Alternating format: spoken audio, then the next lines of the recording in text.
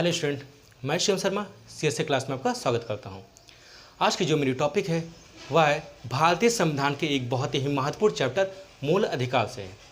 मूल अधिकार से तात्पर्य है यह व्यक्ति के जीवन, उसकी स्वतंत्रता या उसकी अभिवृद्धि से संबंधित है, जिससे कि देश की शासन व्यवस्था को बनाए रखा जा सके।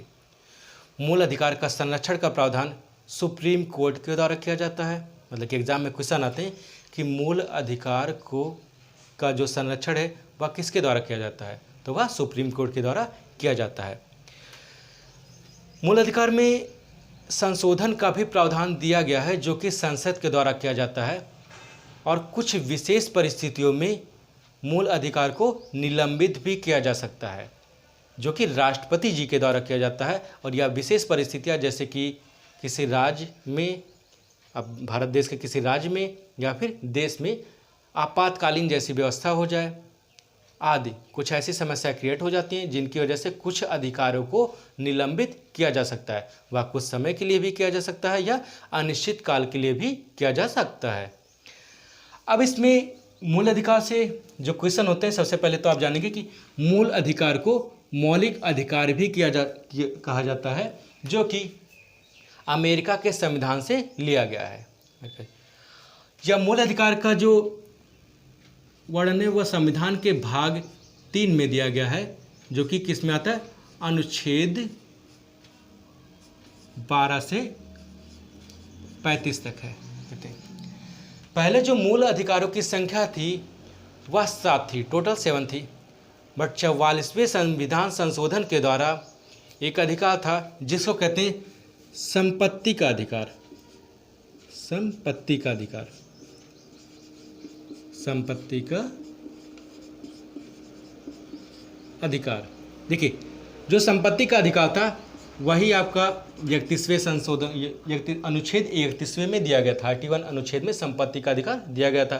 तो यह 1978 में संपत्ति का मतलब जो आपका, ध्यान समझिएगा, 44वां संविधान संशोधन हुआ। 44वां संशोधन हुआ, तो 44वां संशोधन कब हुआ, 1978 में हुआ।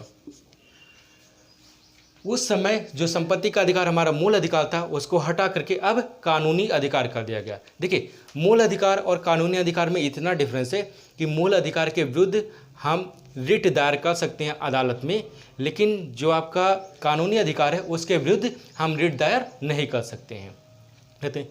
तो अब कुल मिलाकर प्रेजेंट टाइम में कुल कितने मूल अधिकार हैं, 6। और यह 6 कौन कौन से मूल अधिकार हैं, अक्सर यही एग्जाम में पूछ लिया जाते हैं कि कौन सा इसमें मूल अधिकार है और कौन सा नहीं है। तो हम पहले देखते हैं कि वह 6 मूल अधिकार संविधान में कौन कौन से दिए गए हैं। आइए देखते हैं। पहले इसको हम इरेज कर देते हैं, इससे क्या देख लेंगे। देखिए, जो हमारे 6 अधिकार दिए गए हैं वो जैसे आपका क्रम से सारे दिए आ रहे हैं, और कौन से अधिकार में कौन कौन से अनुच्छेद आते हैं उसे भी आपको ध्यान करना है। जैसे पहले कहते हैं समानता, समानता या फिर समता का अधिकार, समता का अधिकार, जो कि किस में दिया, अनुच्छेद 14 से 18 में डिफाइन किया गया। दूसरा कर देते हैं स्वतंत्रता, स्वतंत्रता यह आपका दिया गया 19 से 22।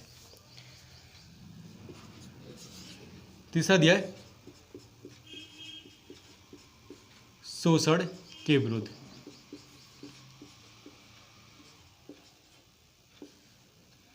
यह आपका 23 से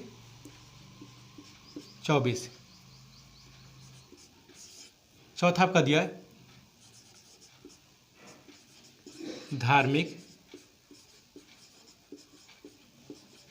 स्वतंत्रता का अधिकार, यह आपका दिया गया है 25 से 28।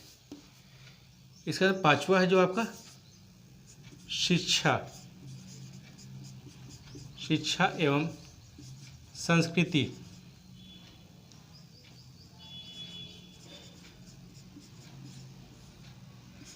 ये आपका है 29 और 30 है। और लास्ट में जो छठवां अधिकार है वह है संवैधानिक उपचारों का अधिकार। संवैधानिक उपचारों का अधिकार जो कि आपका है अनुच्छेद 32। देखिए 29, 30 और जो 31 नहीं आया, यही 31 क्या था आपका? संपत्ति का अधिकार था। तो ये 31वां आपका अब हट गया, ये आपका कानूनी अधिकार हो गया है। तो आपके जो 6 अधिकार हैं, इन 6 अधिकारों को आपको याद करना है। समानता, स्वतंत्रता, शोषण, धार्मिक, शिक्षा और संवैधानिक। आप याद करेंगे तो एक एक वर्ड से शुरुआत कर लेंगे। समानता को समता भी कहते हैं। समानता, स्वतंत्रता, शोषण, धार्मिक स्वतंत्रता, शिक्षा संबंधी है, संवैधानिक उपचारों का अधिकार। तो 6 अधिकार कौन कौन से दिए गए हैं, वो 6 अधिकार आपको याद करने के हमारे संविधान में 6 अधिकार कौन कौन से वर्णन किया गया।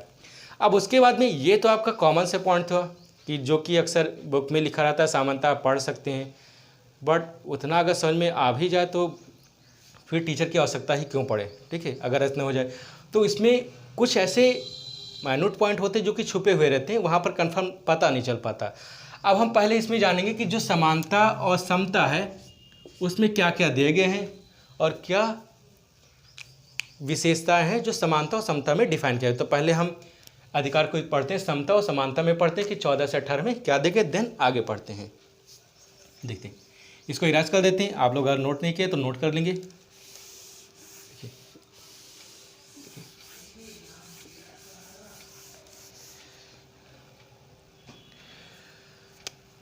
आपका जैसे समानता में आप ऐसे लिख दे, जैसे 14 से 18 तक दिए गए हैं तो आप लिख दे जैसे 14 है, 15, 16, 17 और 18। देखिए ये 14, 15, 16, 17, 18 क्योंकि समानता का अधिकार आ गया तो 14 से 18 तक दिए गए। तो 14 से 18 तक में कौन कौन से अधिकार आते हैं उनको हम देख लेते हैं। तो 14 में सबसे पहले आते हैं विधि के समझ समानता। विधि मतलब क्या होता है? कानून की समझ समानता मतलब कि कानून के सामने सभी लोग को समान रूप से रखा गया है। तो यह मौलिक अधिकार है, वह कोई भी हो, बड़े लेवल का या छोटे लेवल का, सभी लोग कानून में समान रूप से हैं। दूसरा है जन्म स्थान,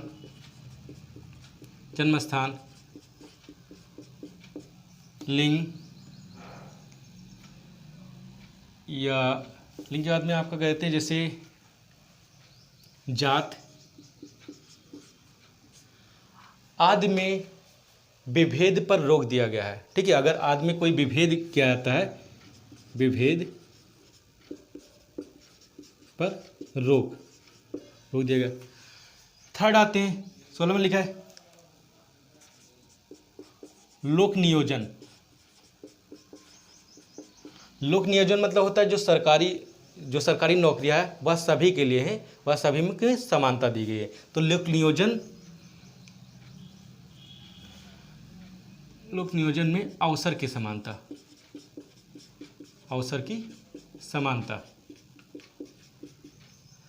17वें में ये सबसे इंपॉर्टेंट होता है कि 17वां आपका एग्जाम में अक्सर बहुत ही बार पूछे आते हैं। 17वां में ये होता है आपका अस्पृश्यता का वर्णन है। अस्पृश्यता का अंत कर दिए। अस्पृश्यता का मतलब होता है छुआछूत, ठीक कहते हैं। और 18वां लास्ट है उपाधियों का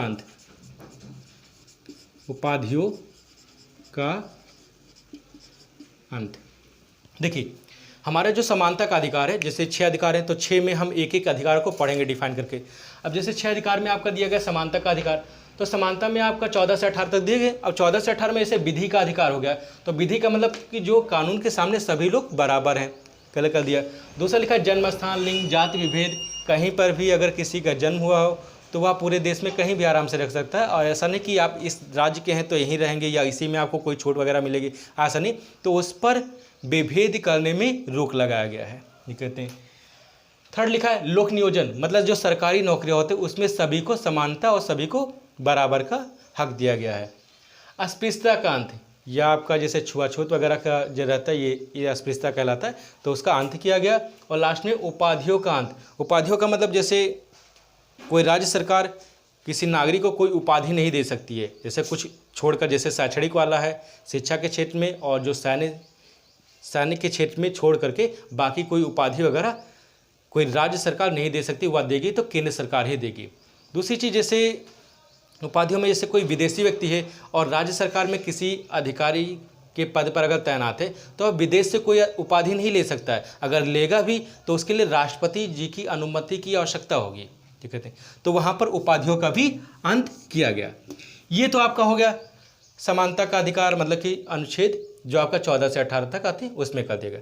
अब इसके बाद में जो दूसरा हमारा दिया गया सबसे मेन स्वतंत्रता, देखिए इसको इरेज कर देते हैं। आप नोट नहीं किए होंगे तो नोट कर सकते हैं या फिर कर देते हैं।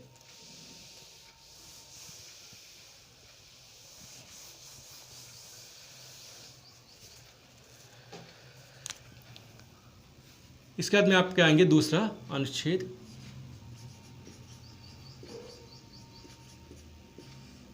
स्वतंत्रता का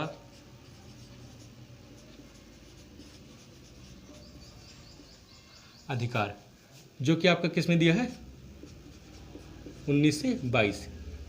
तो यहाँ 19 से 22 में जैसे डाल देते हैं हेडिंग 19, 20, 21, 22, ये चार है।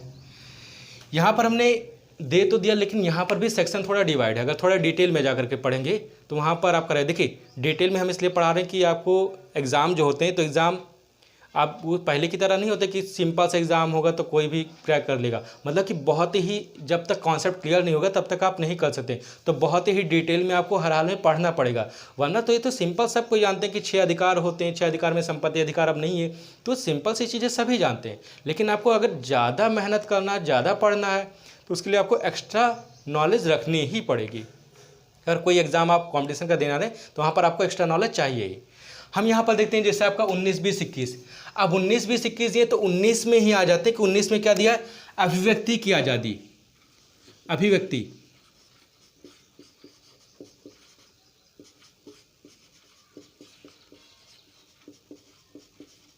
देखिए अभिव्यक्ति की जो आज़ादी है इसी के अंतर्गत ही कुछ रूल्स दिए गए, जैसे कौन कौन से हैं, तो कुल मिलाकर 6 सेक्शन डिवाइड किए गए कि 6 कौन कौन से होते हैं।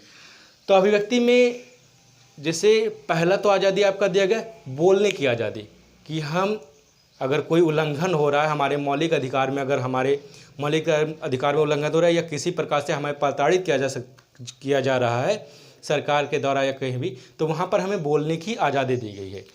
अब बोलने की आज़ादी, जैसे बोलने की आज़ादी, बोलने की आज़ादी।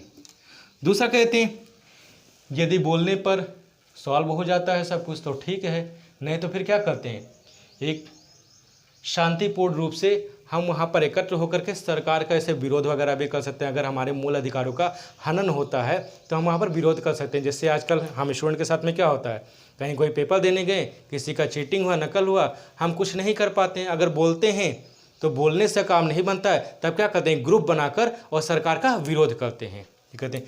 तो हमने ग्रुप बना और सरकार का विरोध किया, लेकिन ध्यान रहे कि वह ग्रुप होना चाहिए शांतिपूर्ण रूप से होना चाहिए, ऐसा नहीं कि और शांतिपूर्ण होना चाहिए, वो भी उसमें कोई हथियार वगैरह शामिल नहीं होना चाहिए, कहते हैं। शांतिपूर्ण रूप से एकत्रित हो जाएंगे, शांतिपूर्ण रूप से एकत्रित होकर, एकत्रित होने की स्वतंत्रता, होने की स्वतंत्रता। तो हमने क्या किया, पहले देखिए याद करने का ऐसा रहेगा कि अगर हमें कोई हमारा व्यक्ति की हमारी जैसे अगर हनन होता है तो हम उस पर आवाज़ उठाएंगे, आवाज़ उठाने से काम नहीं होता है तो हम क्या करेंगे, अपना कई लोग मिल करके ग्रुप बनाएंगे और ग्रुप बनाकर मतलब इकट्ठा होंगे, सरकार का विरोध करेंगे। हालांकि कुछ कंडीशन ऐसी चली, जैसे लॉकडाउन चल रहा है तो लॉकडाउन में क्या होता है, एकत्रित नहीं हो सकते, क्योंकि कुछ कंडीशन हमने बताया ना कि राष्ट्रपति जी के द्वारा कुछ अधिकारों को कुछ समय के लिए हटाया जा सकता है, तो इस समय तो आप एकत्रित हो नहीं सकते हैं लॉकडाउन में। लेकिन आप किसी सरकार के किसी फैसले के खिलाफ आप ग्रुप बनाकर शांति रूप में अपना विरोध प्रदर्शित कर सकते हैं। तीसरा हो जाएगा जैसे हम कोई सभा, जैसे हमने कहा कि ग्रुप बनाना है तो कोई उसके ग्रुप हम बना सकते हैं, कोई सभा वगैरह हो गया, या जैसे कह दे कोई समूह हो गया, तो यह बनाने की हमें आज़ादी मिलती है। समूह बनाने की आज़ादी, बनाने की आज़ादी होती है। अब हमने क्या किया कि इसको हम बना भी लेते हैं, हमें जैसे एकत्रित होने की आज़ादी मिल जाती है, तो हम जाते हैं अपना सभा बनाते हैं, समूह बनाते हैं, इकट्ठा लोगों को हम करते हैं, तो इसकी आज़ादी मिल जाती है। अब मिलने के बाद में हम आज़ादी मिलने के बाद फिर हम क्या करते हैं कि अगर हमें वहाँ से प्रॉब्लम सॉल्व नहीं होती तो हम देश के एक एक कोने में जा कर के अपना विरोध प्रदर्शित करते हैं। जैसे हम कहीं यूपी गए, बिहार गए, दिल्ली गए या कहीं भी गए, वहाँ पर जा कर के अपना विरोध प्रदर्शित करते हैं। तो वहाँ पर कह देंगे कि भारत में आवागमन, भारत में आवागमन मतलब कि हम कहीं भी आ जा सकते हैं पूरे भारत में। जैसे कोई व्यक्ति है तो वो ऐसा नहीं कि आप यूपी में रह रहे हैं तो आप कहीं दूसरी जगह नहीं जा सकते हैं, तो व्यक्ति को आज़ादी होती कि वह कहीं भी आ जा सकता है आराम से। तो वहाँ पर क्या हुआ कि हम भारत में आवागमन की हमें आज़ादी मिल गई। और जब हम कहीं भी भारत में जाते हैं तो वहाँ पर हमें निवास की आज़ादी मिल जाती है। निवास का मतलब वहाँ पर हम रह सकते हैं, निवास की आज़ादी। निवास मतलब रहना। तो हम कहीं अगर भारत में जाते हैं तो ऐसा नहीं कि हम यूपी के हैं तो हम कहीं और दूसरे राज्य में नहीं रह सकते, कि हम अगर पंजाब चले आएँ तो यूपी वाले पंजाब में नहीं रह सकते या पंजाब वाले दिल्ली या मुंबई में नहीं रह सकते, ऐसा कुछ नहीं है। तो आप पूरे भारत में कहीं भी जा सकते हैं और वहाँ पर जाने के बाद में फिर कहीं भी आप रह सकते हैं। ये उतना हो गया। अब जाने के बाद में जब वहाँ आप जाते हैं, रह सकते हैं, तो वहाँ पर क्या होगा, जब रहेंगे तो आपके पास खर्चा पानी के लिए तो कुछ चाहिए, तो आपको आजीविका के लिए आप अपनी आजीविका को भी चला सकते हैं, मतलब कि अपने रोजगार को कर सकते हैं। तो वहाँ पर आजीविका मतलब कि रोजगार, रोजगार। तो ये हमने बताया कि आपका जो स्वतंत्रता का अधिकार है, स्वतंत्रता का अधिकार को 19 से 22 तक दिया गया है। और 19 में जो दिया गया तो 19 के अंतर्गत आपके जो 6 अधिकार दिए गए वो कौन कौन से हैं। जैसे आप बोल सकते हैं, कहीं आप शांतिपूर्ण रूप से एकत्रित हो सकते हैं या अपना कोई ग्रुप बनाने की योजना बना सकते हैं, ऐसी आपको आज़ादी मिली हुई है। अब इसमें आपका अनुच्छेद नहीं पूछा था। अगर अनुच्छेद पूछा भी जाए तो कैसे कह देते हैं, जैसे ये हो जाएगा 19 का 1 हो जाएगा, 19 का 2 हो जाएगा, ऐसे दिए रहते हैं। 19 का 3, 19 का 4, 19 की 5 और 19 की 6, तो ऐसे दिए रहते हैं। तो ये अनुच्छेद मतलब पूछे नहीं जाते 19 वाला कि 19 का 1, 2, 3, 4, 5 ये नहीं पूछे जाते। बस आपको ये याद रखना रहता है कि स्वतंत्रता का अधिकार किस में दिया गया, अनुच्छेद 19 से 22 में दिया गया है। और उसके बाद में फिर उसके अंतर्गत कौन कौन से अधिकार आते हैं, ठीक है। यहाँ तो आपका हुआ स्वतंत्रता। अब स्वतंत्रता के बाद में फिर जैसे हमने कहा 19 हो गया, 19 के बाद में फिर आता आपका 20, अनुच्छेद 20। देखिए अनुच्छेद 20 में अपराध को सिद्ध करने की होती है। जैसे आपने कोई अपराध कर दिया या अपराध किसी से हो गया तो अपने अपराध हुआ है या नहीं हुआ है इस चीज़ को सिद्ध करने की स्वतंत्रता दी गई है। अब इसमें लिख देते हैं, जैसे कौन सा होगा,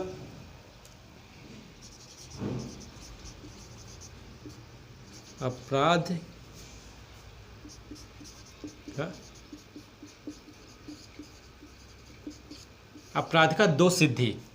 अब कहते हैं अपराध का 2 सिद्धि आप कैसे करते हैं या क्या क्या उसमें होते हैं, तो जैसे कहते हैं मतलब कि अगर आपने जैसे बाय द वे किसी से अगर अपराध हुआ तो अपराध हुआ और अपराध मान लिया कि 2018 में कोई अपराध हुआ और 2020 चल रहा है, तो 2018 में अगर कोई कानून बना था कि इस अपराध के लिए 1 साल सज़ा दी जाएगी, देन 2020 में कोई दूसरा कानून बन गया, उसी कानून को संशोधित कर दिया गया और कहा गया कि इस अपराध के लिए 1 साल की नहीं बल्कि 5 साल की सज़ा दी जाएगी। तो इसमें कहते हैं कि जिस समय कोई अपराध हुआ है उस समय संविधान में जो सज़ा का प्रावधान था वही उसे मिलेगा, ना कि बाद में जब सज़ा सुनाया गया तो वो प्रावधान दिया जाएगा। इसको एग्जाम्पल में ऐसे समझ सकते हैं, जैसे हमने कह दिया इसके अंतर्गत जो आते हैं 3 आते हैं, 1, 2 और 3 आते हैं, तो कहते उसे उसी कानून से सज़ा मिलेगी, उसी कानून से सज़ा।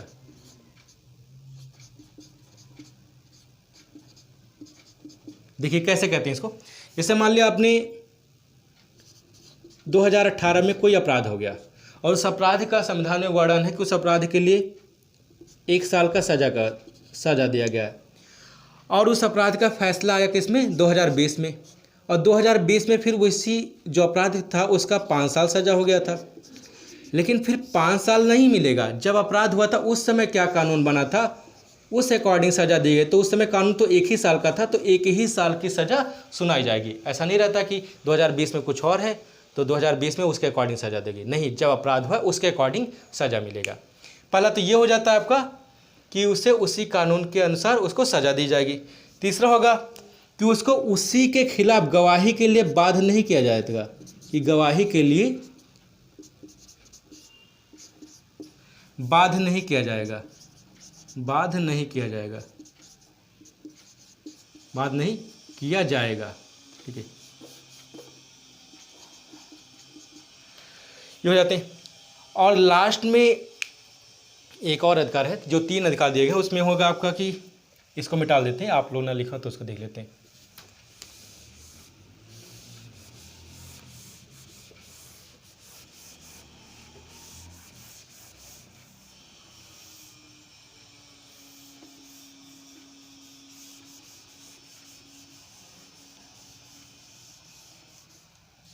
देखिए, पहला, अपने अपराध को दोष सिद्धि करने के लिए उसको मौका मिलेगा, और मौका मिलेगा तो उस समय के कानून के अकॉर्डिंग उसको सज़ा दी जाएगी। दूसरी चीज़ है कि गवाही के लिए उसको कोई बाध्य नहीं किया कि अपने ही खिलाफ तुम गवाही दे दो, ऐसा भी बाध्य नहीं किया जाएगा। और तीसरा दिया जाएगा कि अगर एक अपराध है तो एक अपराध के लिए सिर्फ एक ही बार सज़ा दी जाएगी। ऐसा नहीं कि उस अपराध के लिए मतलब एक बार तुमने कर दिया तो बार बार तुम्हें उठा कर किया करके तुमने किया है, ऐसा कुछ नहीं है। तो एक अपराध के लिए सज़ा सिर्फ एक ही बार दिया जाएगा।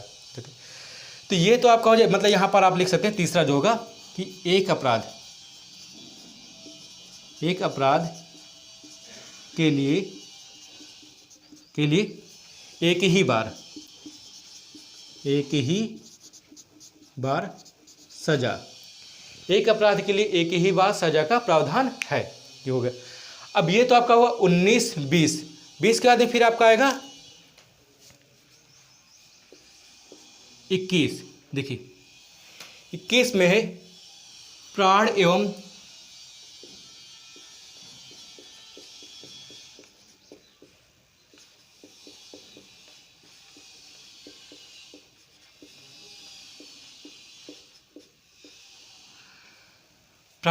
दैहिक स्वतंत्रता, मतलब कि इसका मतलब होता है जीवन की आज़ादी, जीवन की आज़ादी। इसमें जैसे लिखा कि जीवन का आज़ादी का मतलब हम अपने अनुसार, जैसे हम मतलब कोई चीज़ है, जैसे हम स्वच्छ जल भी पी सकते हैं, एक स्वच्छ हवा में रह सकते हैं, ये सब हमें जीवन की आज़ादी दी गई है। मतलब बहुत ही ढेर सारे इसमें डिफाइन दिए गए, इसलिए पूरा इसमें डिफाइन नहीं किया सकता है, पॉसिबल इसमें नहीं है। तो इसमें आपका कौन कौन से दिए गए, इसके अंतर्गत देखिए कुछ चीज़ें आती हैं। जैसा का 21 के अंतर्गत आता है, तो 21 का में दिए गए 14 से जो 6 से 14 वर्ष के जो बच्चे होते हैं उनको वर्क नहीं करा सकता। जैसे कारखानों में, होटलों में जो वर्क कराते हैं 6 से 14 साल तक के बच्चे हो रहते हैं, या 14 साल से कम उम्र वाले बच्चे, 6 से नहीं करेंगे, यहाँ पर थोड़ा मिस्टेक हो गया, आप इसको माफ़ करिएगा। 14 साल से जिनकी एज कम होती उन बच्चों को हम काम नहीं करा सकते किसी कारखानों में, होटल में या किसी और जगहों पर, तो इसके खिलाफ कानून बने हुए हैं। फ्रेंड, इसमें कहते हैं जो कि आपका ये कब बना था, लगभग हमने आपको जो संशोधन वाला चैप्टर पढ़ा था तो वहाँ पर हमने आपको बताया था, जो कि 86वां जो संशोधन था, 86वें संशोधन के द्वारा किया गया था, संशोधन के द्वारा किया गया था। तो यहाँ पर एक आते हैं कि आप इसमें कौन कौन सा कर सकते हैं। यह आपका हो गया 21 हो गया, दूसरा आपका ऐसे 20 हुआ, 21 हो गया कहते हैं। अब 21 के बाद में एक लास्ट आता है आपका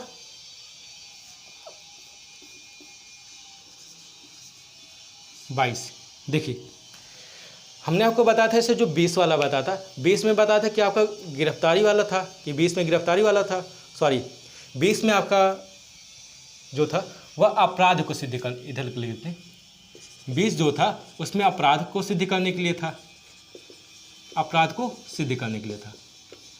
और 22 में है यदि आपने कोई अपराध किया है तो अगर पुलिस आपको गिरफ्तार करने के लिए आती है तो वह आपको गिरफ्तार करेगी, तो आप उससे कारण पूछ सकते हैं कि वह आपको क्यों गिरफ्तार करिए। तो जो आपका 22 है उस 22 में आपका दिया जैसे कि कारण, कारण पूछने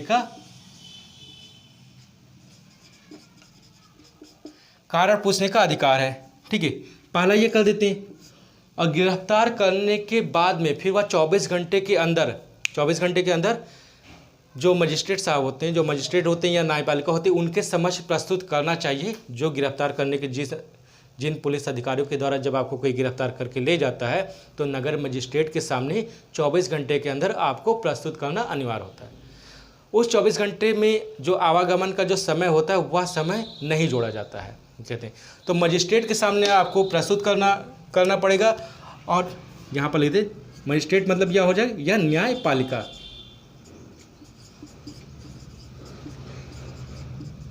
के समक्ष प्रस्तुत करना पड़ेगा। और तीसरा हो जाएगा, आप अपने मनपसंद लॉयर को चुन सकते हैं। मतलब कि अगर आप जैसे केस होता है तो आप कोई वकील कर सकते हैं, और जिस भी प्रकार के वकील को आपको करना हो तो अपने मनपसंद वकील को चुन सकते हैं। ये तो हमारा हुआ।